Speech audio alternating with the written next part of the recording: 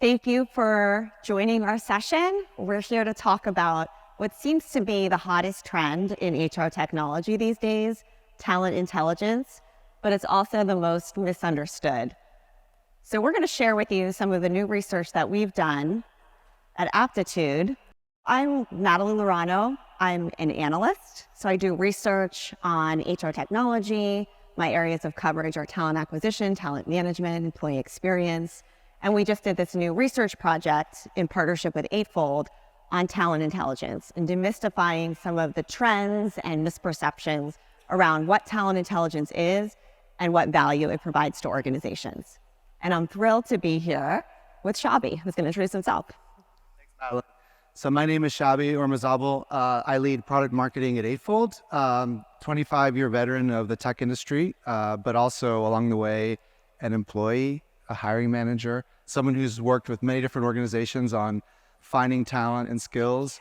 And as a marketer, I'm always at the short end of the stick, working with talent acquisition leaders who hire for 10 times more salespeople than marketing people. So the whole part about defining skills accurately and understanding the skills in your organization and what you need is a topic that's near and dear to my heart.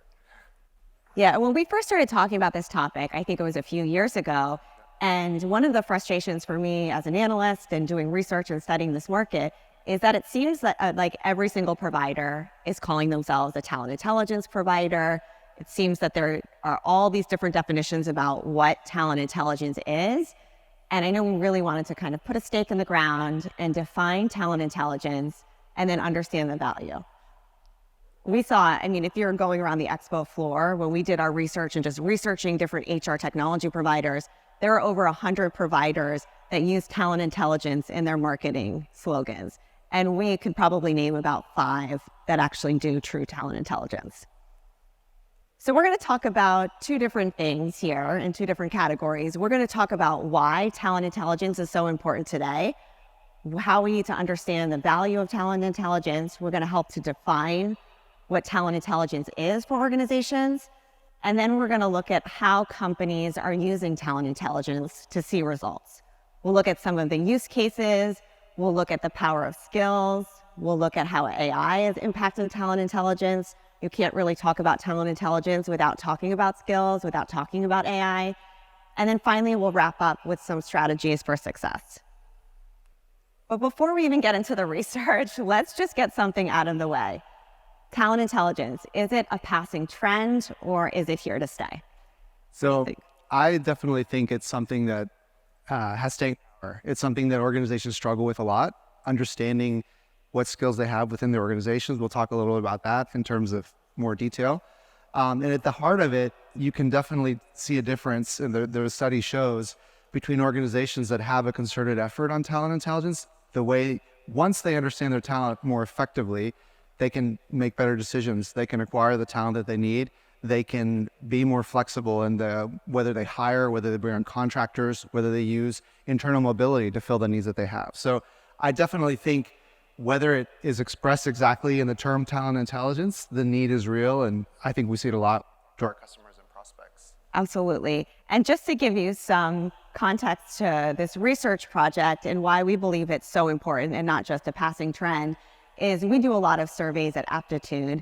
And what we find is that we typically get a lot of HR executives to respond to the surveys at the director level and above. And when we get CHROs to respond, if we get 30 responses, that's a really good survey. If we get 30 CHROs to respond to our surveys, that's a great survey response and a great way to look at the CHRO response. For this study, calling it talent intelligence and putting out an explanation of what this study was going to accomplish, we had over 100 CHROs participate in this study. So it's definitely being driven from HR leadership. We're seeing that this is, again, something that can fuel transformation and can fuel how companies think about the future of work. So let's define, before we kind of look at some of these results, what talent intelligence is and then what talent intelligence is not. For me, I'll start with what talent intelligence is. And I see it really as a compass or a GPS. It's helping companies use data to be able to draw insights. And it's using the power of AI, it's using the power of skills to be able to provide a complete picture of the workforce. And we're going to talk a little bit during the presentation about the difference between systems of record, which really collect data, use data, and then systems of intelligence, which give you insights to be able to understand what's happening in your workforce in a more holistic and complete way. So anything you'd add to that, Chabi, like what you think talent intelligence is? No, I think you nailed it. It's really just kind of having that more pervasive, expansive understanding of your talent, and not just at a point in time. And we often talk about how sometimes you know more about your employee on day one than on day 365, because companies are so laser focused on the talent acquisition side of the house and hiring on this is the skills we need. This is where we need to get that talent or that person from. This is why we hired them. But then a year or two in, you forget, what has that person contributed? What are the things that they've learned along the way? So that is a fundamental problem. I think that with a talent intelligence approach, you get so much more value out of the potential of your employees and driving your organization forward. Yeah, it's almost looking at talent and saying, I see you for who you are, your full experiences, and the potential and the learnability that you bring to the organization.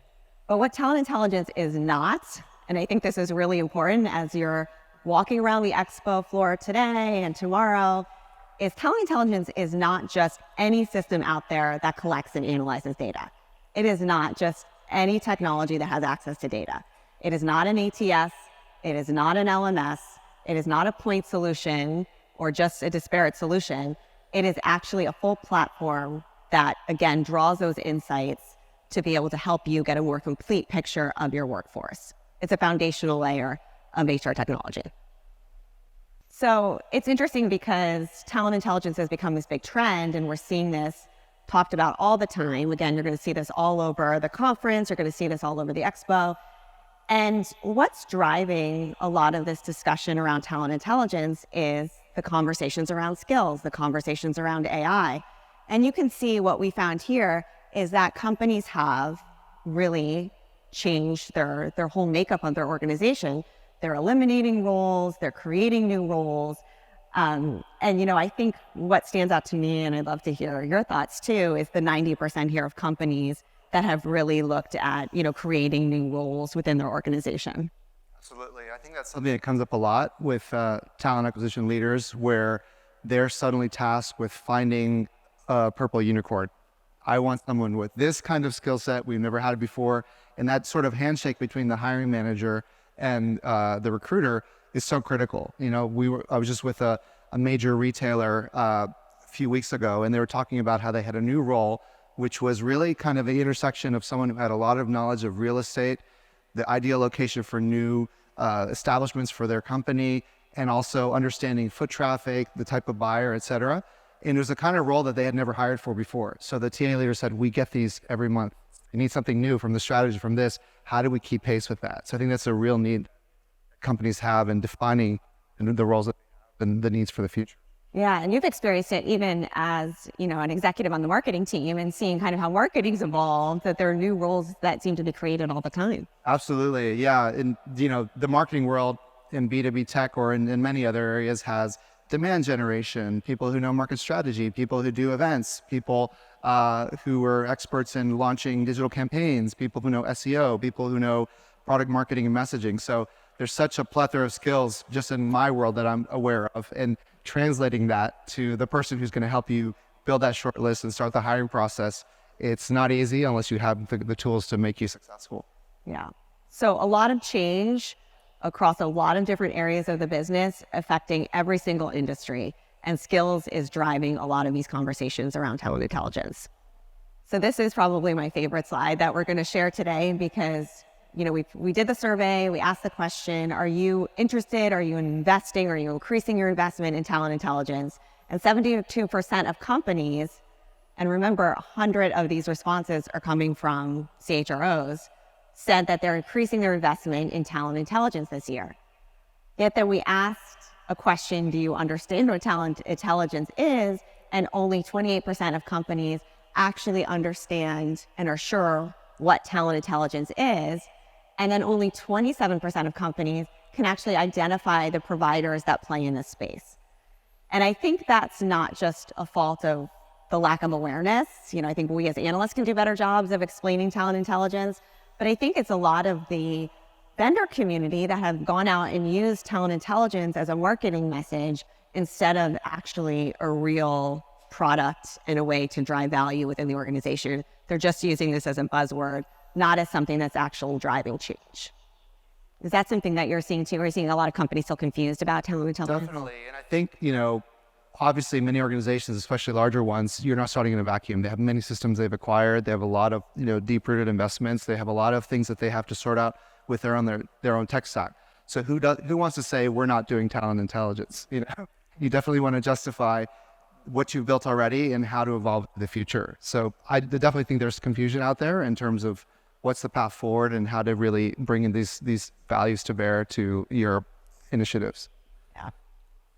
So what is talent intelligence? And you're going to see a big mixture of responses here for companies that identify it as just learning and development with skills and opportunities, companies that truly understand that it's more than that. It's using AI and skills to drive change. And then you can see the biggest percentage here of, over 30% of companies that are saying it's just collecting and managing data. So again, it's not just a system that has access to data. It's not just a system that's collecting data. Yet you're going to hear that from many, many different vendors as you kind of go around the expo and you spend time here at the conference for the next few days. So there's a lot of misperceptions, I think, around this intelligence. And I think this is where we need to start as an industry. And I think as an organization evaluating talent intelligence is you need to start by defining clearly what it is. Definitely. Is there anything surprise you on this slide? Well, there's two things that stand out to me on the piece about collecting data for decision-making and insights on internal or external talent. Those two parts of the pie, in my mind, resonate a lot with what we hear around the need for organizations to future-proof, right? And not just hire for what they need today, but the skills that they're going to need around the corner, whether it's disruptions from things like generative AI or the move to digitization or many other things that are causing a scarcity for talent, a demand for talent. I think those two kind of resonate in my mind for that future-proofing angle that is super important, I think, for talent intelligence. Yeah, I agree.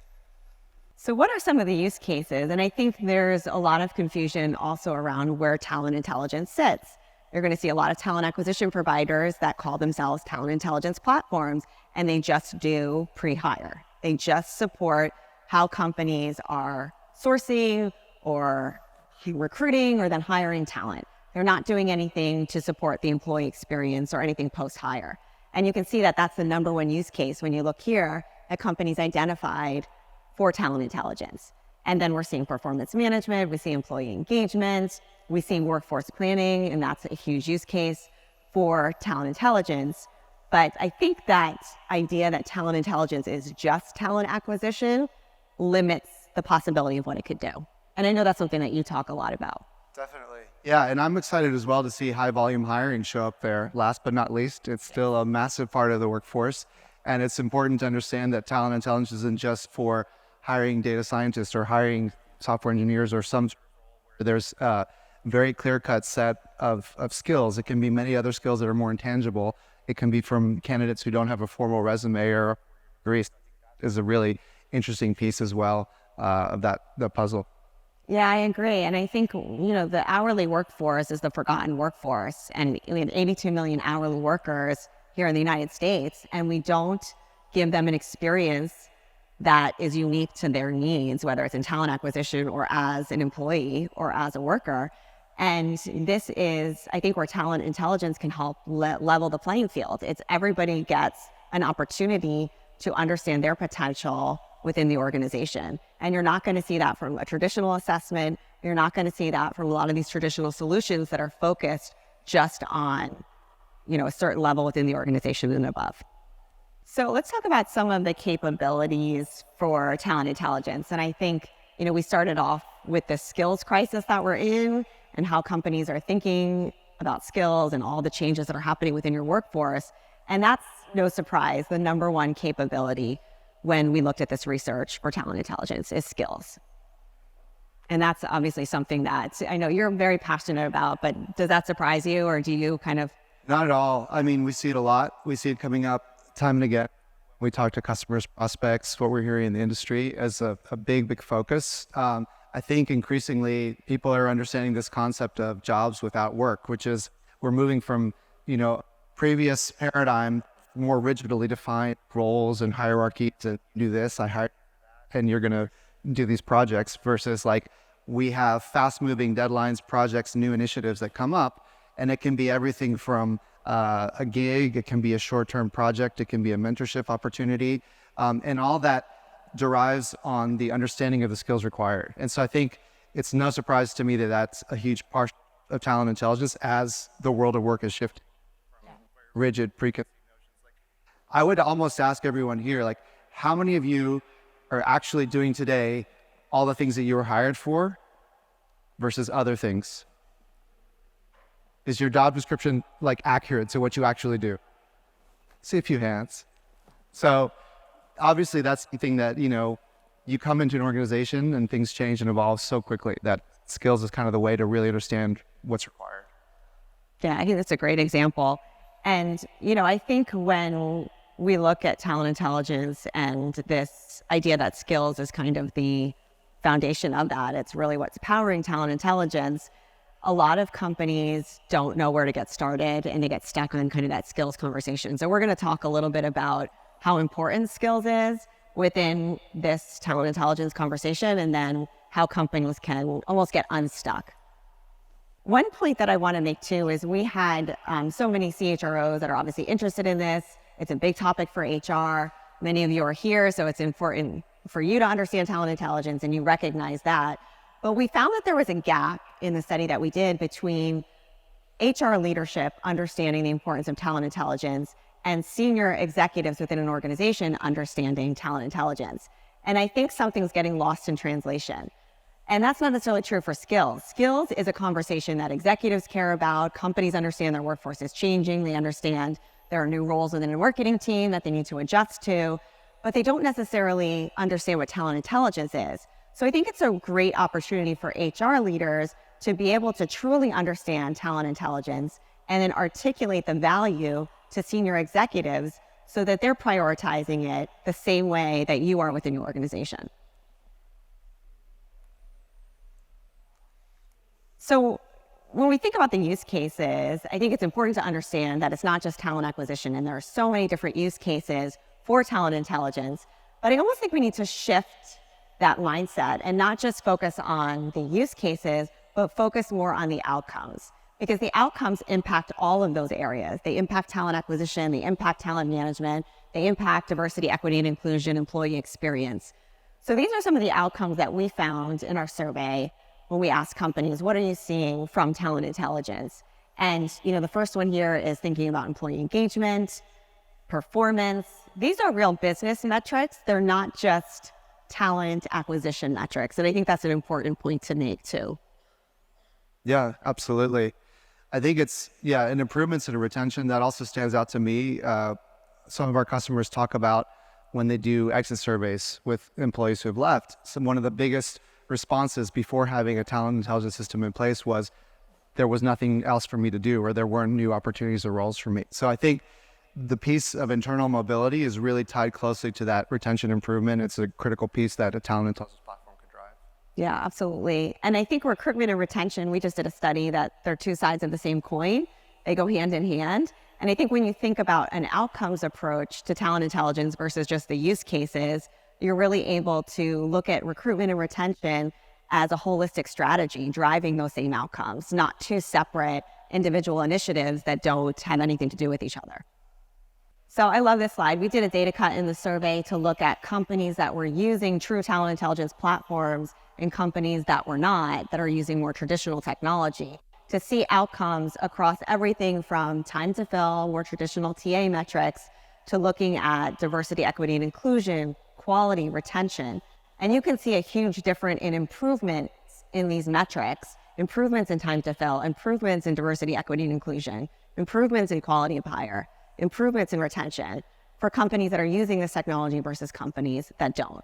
And I think part of it is companies that have bought into talent intelligence have bought into the full picture, the strategy, understanding workforce is changing, understanding that they need the skills-based approach, they need to understand the power of AI to be able to drive this change. And I love, like when we talked about the slide initially, all the use cases and the customer examples that you had as you kind of look through some of these metrics. For sure. The one that's near and dear to my heart, employee experience. We had a customer, Amgen, who was talking about how they used talent intelligence to roll out a project marketplace. And basically what it allowed them to do was publish projects at a sort of initial starting cohort of about 1,500 employees. They were looking at areas, which were IT, HR, and consultancy. And they're able to publish projects, and then they're able to really track which employees signed up, what response rates there were, what employees got out of the experience. Was it a positive experience? Did they feel it helped them learn and acquire a new skill? And that really, again, makes employees feel like they're being seen, that they're able to keep their skills current, and they're able to evolve. So for me, that's such a critical thing in large organizations, especially that people don't feel overlooked, or that the path to your next skill, your next project or role, it depends on who you know, but rather that people can understand your skill set. Yeah, it's a great example. And another one, I think, from the Cultivate event that Eightfold had was the Gig Eagle project through the Department of Defense and the Defense Innovation Fund, where the Defense Innovation Fund in the Department of Defense looks at really how they can support individuals coming off of active duty into civilian, work. And what they found is that for a lot of these individuals, they have to fill a certain number of hours each month with the Department of Defense. And they were just basically filing papers. And that's what they would do. That's what they would spend their time doing. These are individuals that were responsible for $1 million of equipment, led teams, were responsible for thinking about different strategy, and they have many different skills. And they were spending their time just filing papers. So they had to really think about, how do we understand the skills of these individuals and then provide the best opportunities and match them to the best opportunities to fit those needs. And, I think that's exactly what they decided to do. It's a talent intelligence approach. It's thinking about taking skills and understanding how to improve that employee experience. And it made, individuals that are coming off of active duty that felt they were maybe not exactly sure what they should be doing with their time, what jobs they might be interested in for the future, have this great experience of being able to showcase their skills, build new skills, and get a lot of meaning out of that. Yeah, absolutely. And they also talked about folks who had already been in civilian life for many years looking for their next assignment as a reservist. And they gave the example of the Army needing support on a cybersecurity initiative. And the project manager or the leader at this initiative has happened to know someone who, in their day job, worked at Google Cloud as an expert in cybersecurity, when was able to connect the dots. We said, but it shouldn't depend that I know that that person is looking for something and that there's this opportunity. We should do this in a much more standardized way. So not just for people transitioning into civilian life, but those who have been for a while and want to apply their skills to next projects for Department of Defense. Yeah, it's there's I think a bunch of case studies and articles that you can find on that example.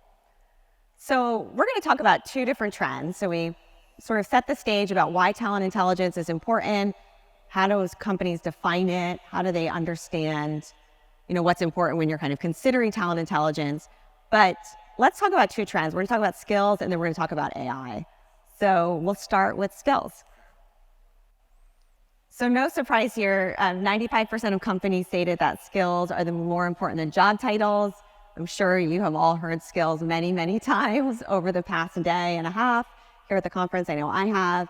And it's important. This is something that, again, is not just something that's impacting HR. It's impacting the change that's happening within your organization. And it's being driven from your executive teams. So companies are at very different stages in their skills journey. We've asked this question in different surveys we've done over the past few years, and we're seeing more companies sort of in this percentage of, okay, we are interested and invested, we're taking this journey to skills. And you're going to see a lot of organizations talking about skills and talking about their journey to become a skills-based organization. So it wasn't surprising for me to see that percentage so high. And then you can see companies are at different stages of if they're just beginning, if they've implemented a strategy, if they've really been able to make that transformation. And, for me, when I look at this, it's, and my friend Jason Serratos, who is here, says this all the time, we move past the why. We understand why this conversation around skills is so important, but we have to get to the how are we going to do this and what do we need to do to make that change? Yeah, definitely. And I think even applaud the 23% who are just starting. I think it's never too late. It's always something that's super critical for organizations to go ahead and start on this journey and to start embracing talent intelligence. Is everyone here kind of on a skills journey or interested in skills in some way? A lot of hands, yes. So understanding that why skills is important, that's the easy part. And then the what and the how gets a little more complicated. And a skills-based approach is hard work. It's not something that happens overnight. And one area that we found that a lot of companies get very stuck on is the skills taxonomy piece. So when you're kind of thinking about the skills-based approach, you probably have hit some part in your journey where the conversation of how do we build a skills taxonomy comes up. Are we going to look at all the skills we already have in place? Are we going to somehow assess some type of skills taxonomy or ontology that we already have? Are we going to start from scratch? Are we going to use a technology provider, a third party to come in and do this work for us? And this is where a lot of companies get stuck because they don't necessarily know where to start. We found even asking, at where companies are at with this skills journey is that a lot of companies that are looking to start with assessing their own skills, over 60% of them are using internal resources to do that. So you're pulling people from your HR team, you're pulling people from other parts of the company to take time out of their busy, work schedules to be able to assess all the skills within your organization, to be able to even find where all those skills are. It's a lot of work. And I think when you go back to the last slide we had of the journey that companies are on, you don't necessarily need to start from scratch. Every organization is going to have a different approach to the skills journey. And the good news is where we're at today is there are a lot of different options. But Shaavi, I love when we were talking about this slide and when we've been talking about skills taxonomy, you had a great example from a customer that you worked with about the difference between skills taxonomy, ontology, and inventory. Because I think so often we use those terms as one and the same. Definitely. I don't think there's absolute definition, but one that I found pretty useful. Ernst & Young is a company that is working with us, and they're building, they have a big solution for resource management. They're tasked with staffing many consultants across the globe, and their number one objective is profitability per consultant. Essentially, they want to sell the skill at the highest value possible and at the lowest cost possible. And so when they think about what they're doing with skills, they have the following sort of rule of thumb definition. They talk about skills taxonomy is kind of the inverse of what their consultants can do and how they structure that and how they organize that. Ontology is the learnability of skills. So for example, they look at a .NET consultant, maybe you can earn $10 an hour versus a ServiceNow consultant, which they can bill for $40 an hour. So ontology is how can we move from A to B in terms of a certain areas of skills that we want to develop. And the third, skills inventory, is then knowing their consultant base, who has those skills, where are they located, what was their outcome of their latest project, how was the outcome rated by the customer, were they successful, and what's their level of proficiency. That's kind of the way they broke down taxonomy, ontology, and inventory, which I think was a really useful way to think about it. Yeah, and I think with those definitions, there's a lot of control companies have.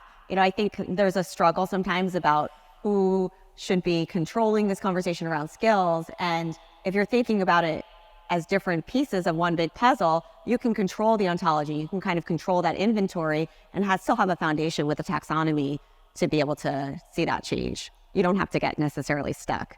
But this skills taxonomy piece is where so many companies do get stuck in the skills conversation and feel like maybe they can't move forward. And what we found in the research, and I think through conversations with leading providers like Eightfold and through different companies that have done this work, is there's no necessarily one right or wrong. You don't necessarily have to start from scratch. You can actually build out a very strong skills taxonomy with using a provider or getting support to make that happen. You don't need to wait 3 to 5 years to be able to see those results. And you don't need to deplete all your internal resources to spend time in Excel spreadsheets assessing all of your skills.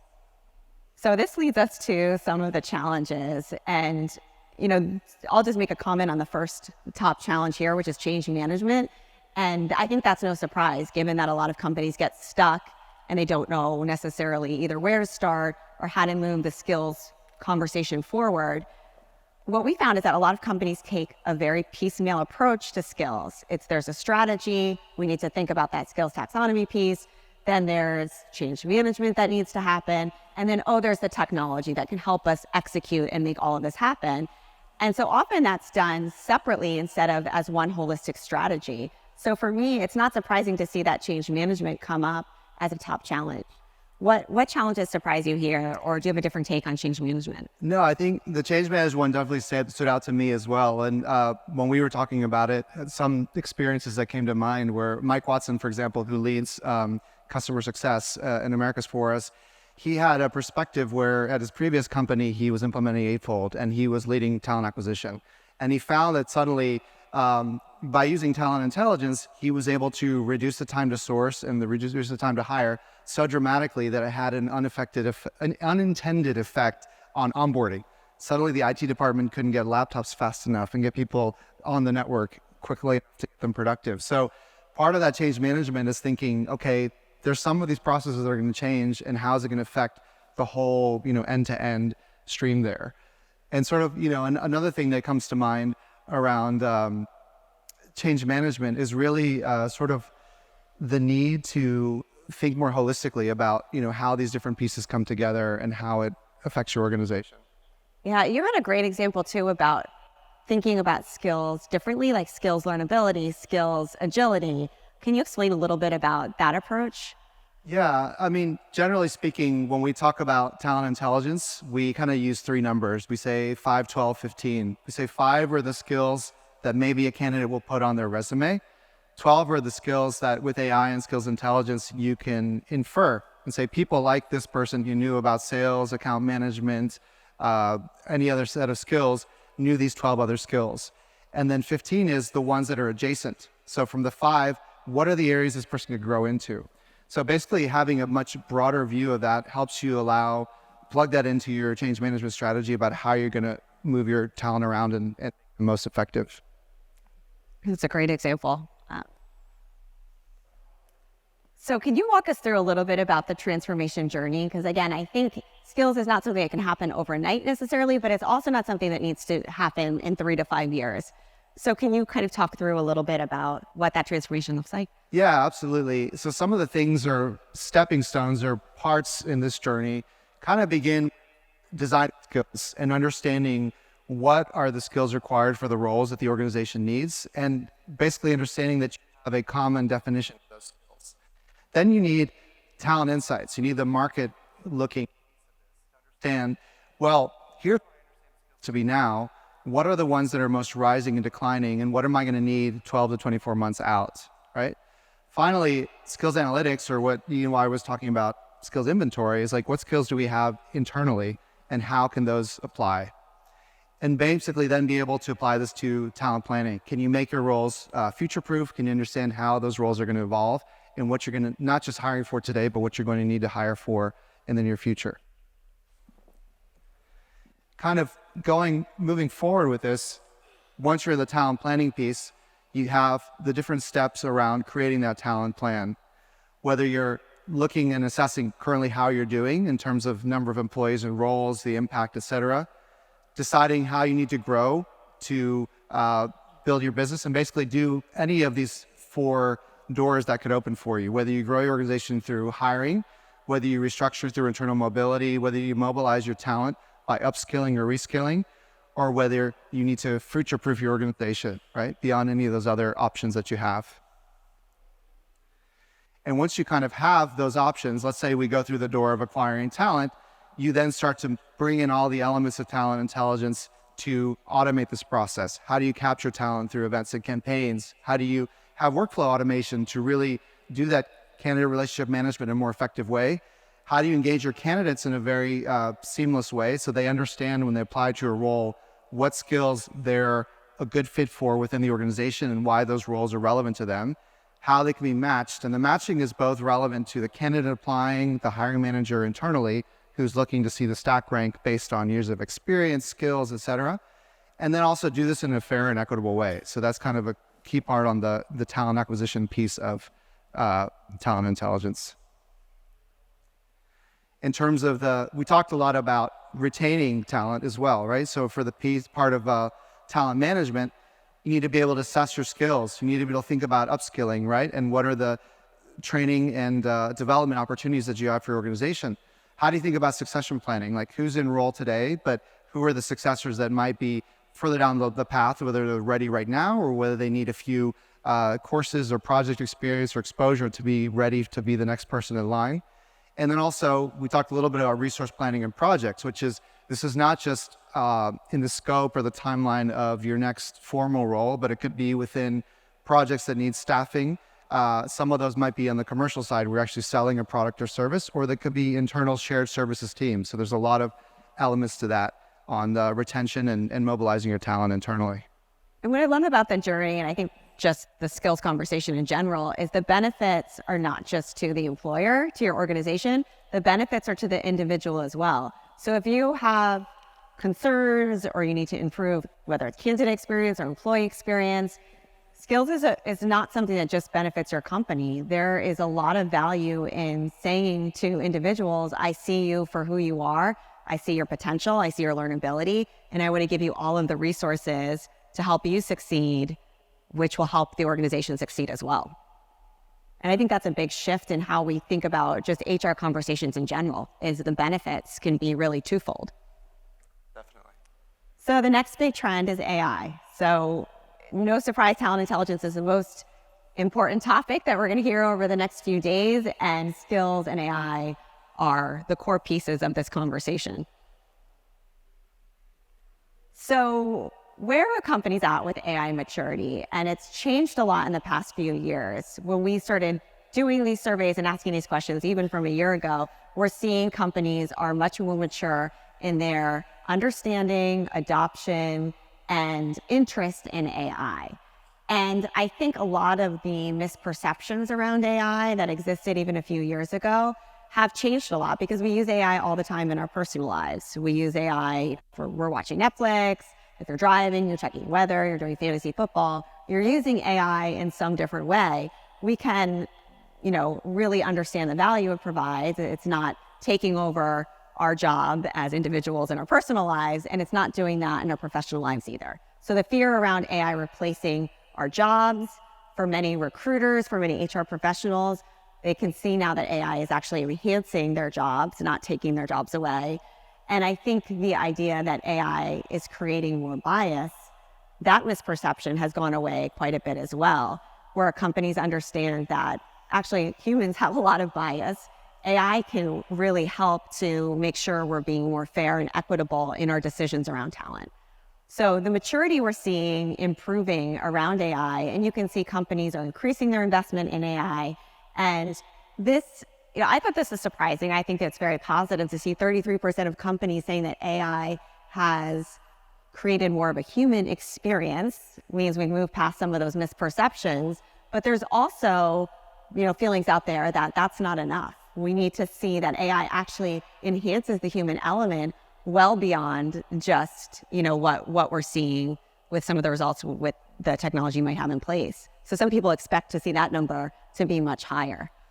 Definitely. And I think also for me, one of the key takeaways is that AI is not replacing human decision making, but enhancing it, right? Yeah. And giving you better inputs and better criteria to make those decisions. Absolutely. And especially around talent acquisition, humans are still making the decisions and the hiring decisions around talent.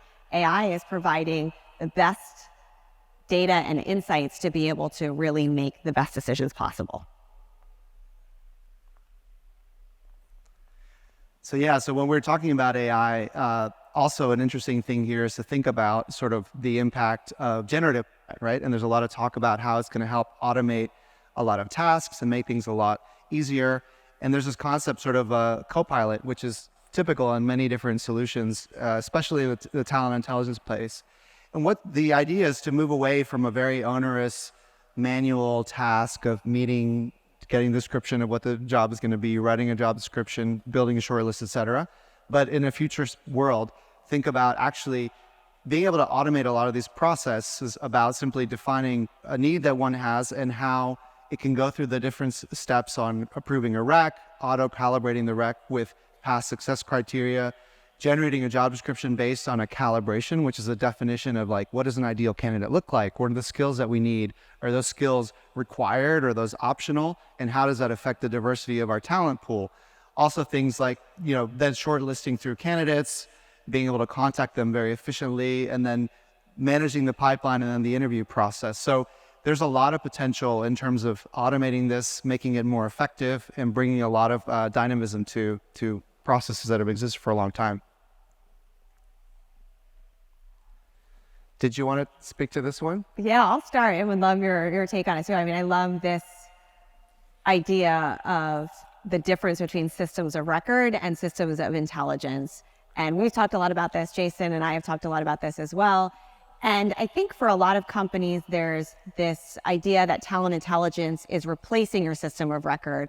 Or if you're considering a talent intelligence platform, you should also be looking at what you could just do with your system of record anyway. And that's not necessarily the case. A system of record is very different than a system of intelligence or a talent intelligence platform. The system of record is collecting data, employee data, on benefits, on recruitment data, on payroll data.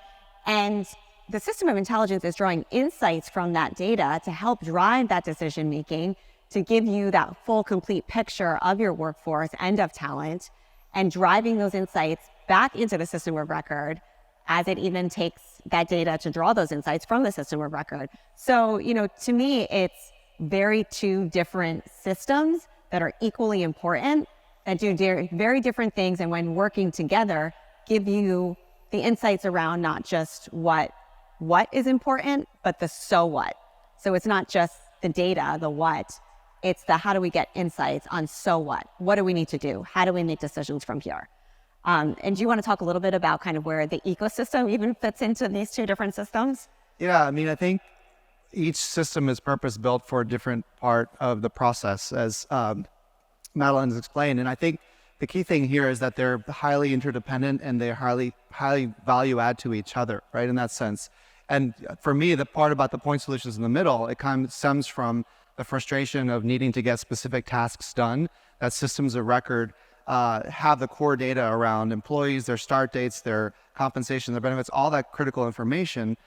But when you need to get certain things done, you bring in other solutions to do that, and then you get your data in a siloed state. So that's where definitely there's a lot of value in the ecosystem of all of that understanding of new tasks that need to be completed, but then bringing it all together and having an overarching view across multiple systems is really where systems intelligence adds value, I think. Yeah, and I think even if you think about the talent acquisition framework as just one example, for talent acquisition, companies have what have been considered kind of the core systems, which would be an ATS, a CRM, an onboarding system, that you might typically get from your HRMS provider, your system of record. And then what we're seeing as a buying behavior is then there's a whole layer right underneath that we call the cool layer, which is the talent intelligence platform layer, where you're getting those insights. And from there, then there's an ecosystem of providers to be able to support that. So they're two very important areas that are very distinct and work together to help you get a better picture of your workforce and drive those outcomes. So we'll wrap up with some recommendations as companies are evaluating talent intelligence providers, as you're walking around the expo for the next few days, you're trying to make sense of all these different trends, to be able to really think about where talent intelligence plays in this idea of future of work and HR technology. So do you want to start with the first one? Yeah, absolutely. So I think when we talk about don't try to boil the ocean, really the thought here is talent intelligence is a progressive journey. Some organizations have a very relationship between their HR and their IT department. They know how to go big bang on projects, and that's totally fine. But it's also fine to do smaller subsets or pilots and test different parts of the stack and how they work for you. We've seen examples of that management, starting with certain geographies first, and then based on the skills and learnings, then rolling it out to a larger approach. But I've definitely seen a lot of value in that particular approach across customers and prospects. Yeah, and I think it's good advice in general for any transformation, is you don't need to boil the ocean. You can really start with just starting small and taking more of an iterative approach to it. So the next kind of advice here is looking at the big picture. And I think often when we invest in technology, you're solving for one point in time of a frustration that you might have or a budget approval that you might have received, where this is a big picture approach. You're going to see outcomes for your organization. You're going to be able to really drive change with an approach to talent intelligence with the right technology. So looking at that big picture, and I think within that, it's what are the benefits not only to your employer, but what are the benefits to the individual as well? Yeah, and on the piece, the third one about embracing a transformational mindset, and this kind of ties into something I probably should have mentioned earlier around change management, but I've heard about organizations talking about once they adopted talent intelligence for internal mobility, for example, they had to do some culture change as well in their organization in terms of talent hoarding, or, I get the best and I'm not going to share it with anyone. Or even when you have a resource management approach to projects, like where are the skills that I need and can I bring them into my project team and not have an internal firefight based on who's using what talent. So I think that's one example of one type of transformation that's important in this kind of mindset of, work without jobs, or moving from rigid definitions to more fluid definitions of skills and where to apply them. Yeah, absolutely. And talent intelligence is not limited to TA. I think so often, we hear talent intelligence use cases as being really around pre-hire, really around candidate experience and how companies are making decisions when they hire talent. And the use cases are far beyond that. When you think about internal mobility, when you think about strategic workforce planning, when you think about the outcomes that you're driving through talent intelligence, I think my recommendation is to think about that big picture, but think that talent intelligence moves well beyond just TA. Yeah, and the last one, but not least, the quality and transparency in the data. So I had a point of view on this one. I think, Madeline, you might have something to add as well. On the transparency, something that we see as very important to talent intelligence is the concept of explainable AI, right? Understand why a candidate is a fit for the role and make that very clear to that candidate. That drives a lot of great outcomes, higher diversity. We've had customers like Vodafone get 133% increase in female applicants simply because they're able to understand why their skills are a fit, the years of experience, the companies, the things that they did. Also, that same transparency carries through in the calibration process between the hiring manager and the recruiter. What is it we're looking for in this role? And it's not just the hiring manager saying, these are the people I've hired in the past, or this is what they need to do and not do, or these are the good ones, these are the bad ones from these companies or these colleges or these backgrounds, but having a much more open experience about, hey, if we add these 3 skills in, you're going to suddenly not just look for needles in a haystack, you've got 3 more haystacks. You're broadening your talent pool. So a lot of that transparency is super important in the explainable AI piece of skills intelligence.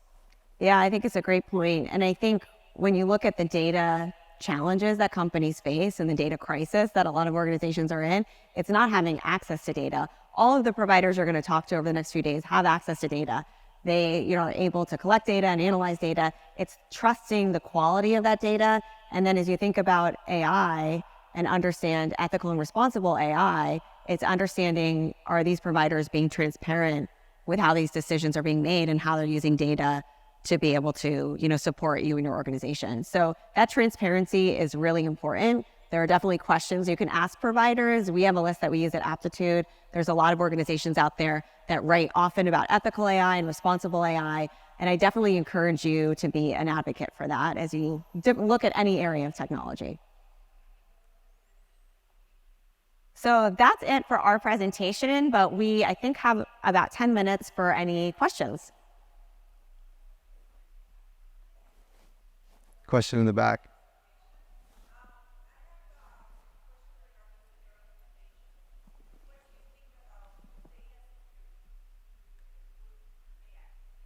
Data security with AI, that's the question. What do we think about it in terms of recommendation? Yeah, I think, it's understanding the provider. It's a really important question. And I think understanding the provider and that transparency is a big part of it. I know companies have, different approaches with even who's on their leadership team that kind of addresses that and kind of their approach around security. I don't know if you want to talk a little bit about what you do to address that at Eightfold. Yeah, absolutely. One thing we do on our side, and any provider of talent intelligence that you're going to be speaking to, we have an AI ethics council. We also make sure we publish all of our certifications around GDPR, around compliance with employment decision technologies, which is a New York State law. We also have third-party audits to make sure that the our AI has no bias and it has no adverse impact in terms of hiring with protected classes. We work very closely with the EEOC, the Equal Employment Opportunity Commission, as well as OFCCP for federal contractors to get their guidance. A lot of those folks work with us on our ethics council to make sure that we're doing the best possible in terms of showing that transparency and that commitment to privacy and compliance. Great question, though. Any other questions? One in the back over there.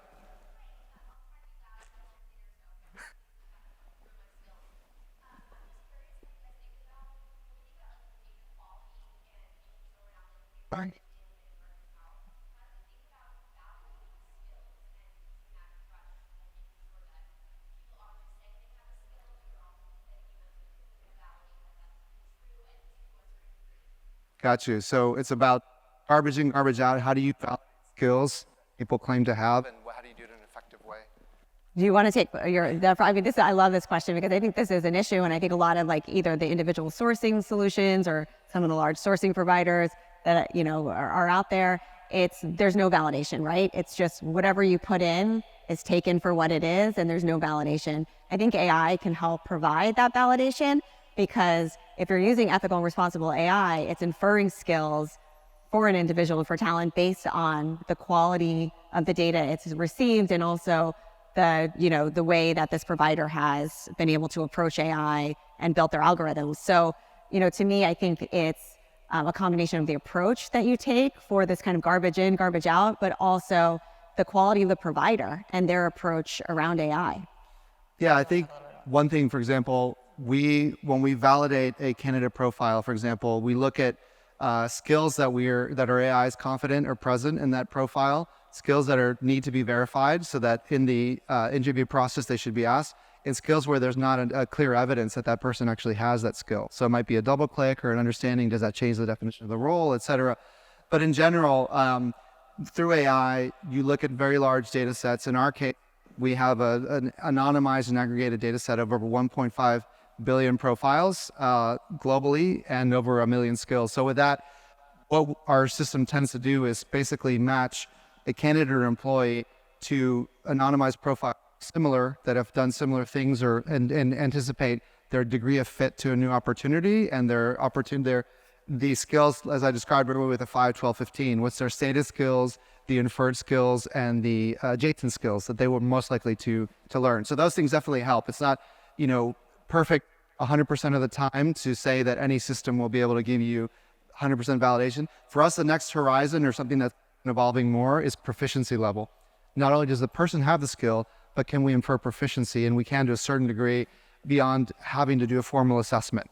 So those are some elements as well. Question here. I get the report versus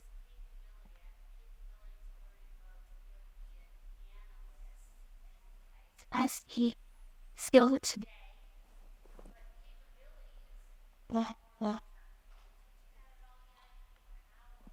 Sure. So the question is skills versus capabilities. Skills that you have today when you pull a report versus the capability, the ability to learn.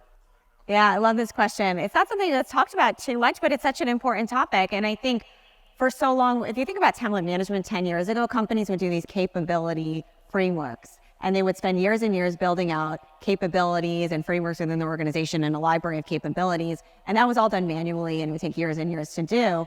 And skills feels like the next generation of this conversation. But you're right, to that point, skills feels maybe like a very different definition than capabilities.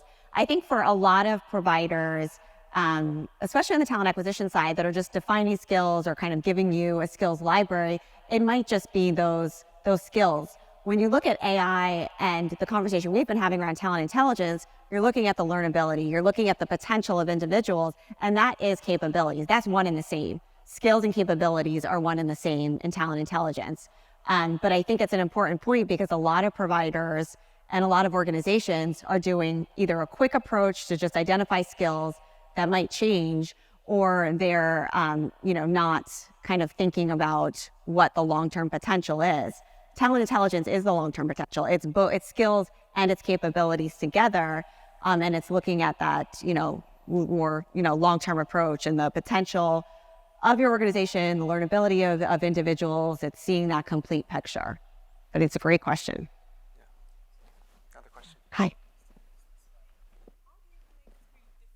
Is a people have the nudge to become one, to have the same organizational culture. Such a great question. I'll repeat the question. Yeah. How do you make three organizations who have merged together to become one, have one organizational culture?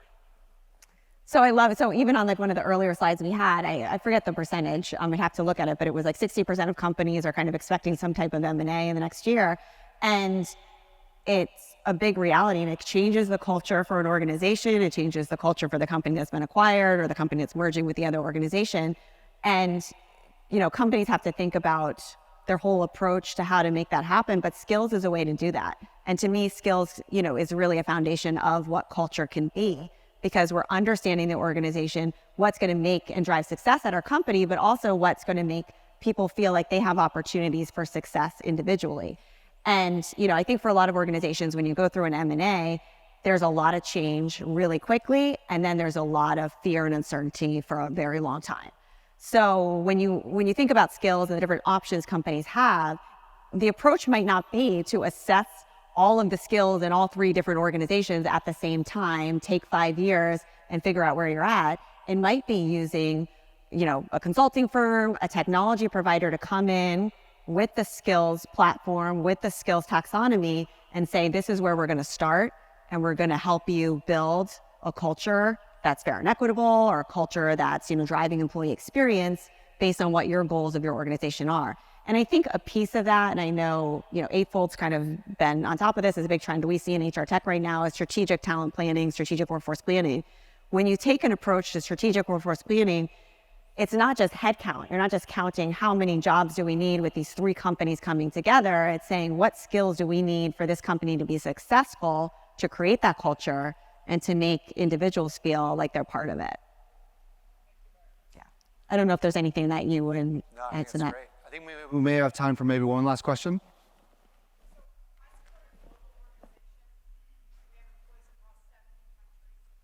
So I looked at AI.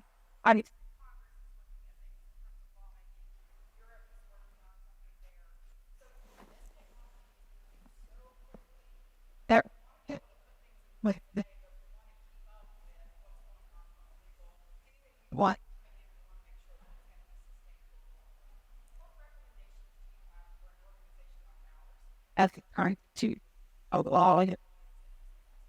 That's great. I'll repeat the question for. So an organization has presence in 70 different countries. It has a lot of interest in AI, but has also the need to keep up with the regulatory requirements in the North America, Europe, Asia, many different geographies. So any recommendations or best practices?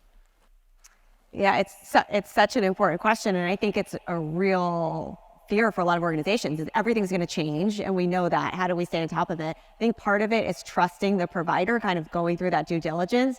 But I also think it's looking at customers that are using different technology providers, reaching out to them. I mean, this is a great conference because it's an opportunity to meet companies that, not just providers that are selling you solutions, but companies that are using this technology to see how they've built this business case and how they're trusting their providers to kind of stay on top of these regulations and stay on top of these trends. I mean, things are going to change. There are going to be new regulations. Things, generative AI is not something we talked about last year at HR Technology. It's in every single session this year. So staying on top of those trends means you need a support system that's going to stay on top of them with you, that's educating yourself, that's finding great network of individuals outside of your organization to partner with and to be a support system for you, and providing provider and looking at providers to do the same thing. And I think that's the nice place of where we're at within HR Technology right now, is it's not just looking at what are the capabilities and who is this provider. It's looking at who is the company, what are the products that they're offering, and how are they going to provide the support I need through change that I don't really know what it's gonna look like in the next few years. But I love that question. I love wrapping up with that question too. Great. Thank you. This report's available. The research is available. We did it at Aptitude in partnership with Eightfold, and it's available this week if anyone wants more information on that report or some of what you saw on the slides here too. We're going to just stay for a couple of minutes after the presentation. But enjoy the rest of the conference. Thank you.